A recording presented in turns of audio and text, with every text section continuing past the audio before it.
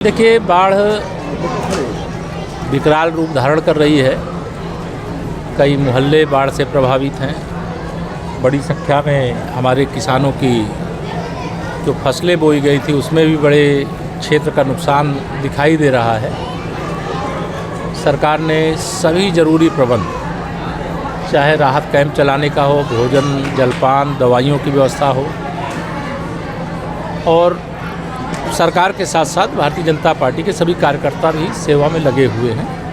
हम सबका यही प्रयास है कि बाढ़ तो एक प्राकृतिक आपदा है और इस प्राकृतिक आपदा के कारण जो समस्या आई है उससे निपटने के लिए जो आवश्यक कदम उठाए जाने चाहिए वो सभी आवश्यक कदम उठाने के निर्देश भी दिए गए, उठाए भी जा रहे हैं। इसीलिए मैंने हवाई सर्वेक्षण भी किया है पूरे प्रयागराज का, अभी राहत कैंप का भी निरीक्षण किया है और अभी मैं बैठक भी लूँगा और जहाँ जो आवश्यक होगा निर्देश देंगे।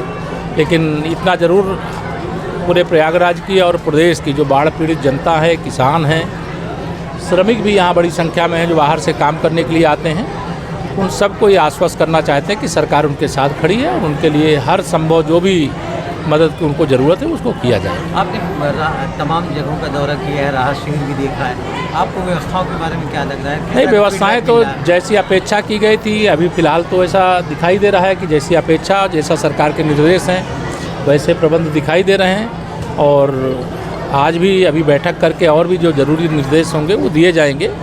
जनता का भी फीडबैक है, पार्टी के हमारे जो पदाधिकारी हैं, हमारे जनप्रतिनिधि हैं, उनका भी फीडबैक है और हमारा सबका यही प्रयास है कि बाढ़ आई है ये तो रोकना हमारे बस में नहीं है, लेकिन बाढ़ के कारण अगर किसी को भी संकट आया है, समस्या आई है, तो उस समस्या का समाधान करने के लिए, उनकी समस्या को दूर करने के लिए हम लोग ज़रूरी कदम उठाएं। अच्छा, अब इस पर राजनीति भी शुरू हो गई है, तरह तरह की चर्चाएं होने लगी, खासतौर से बगल के ज़िले में जो पीडीए क्लासेज हैं उनके विधायक पर FIR हुई। देखिए, समाजवादी पार्टी सत्ता के बिना विचलित है।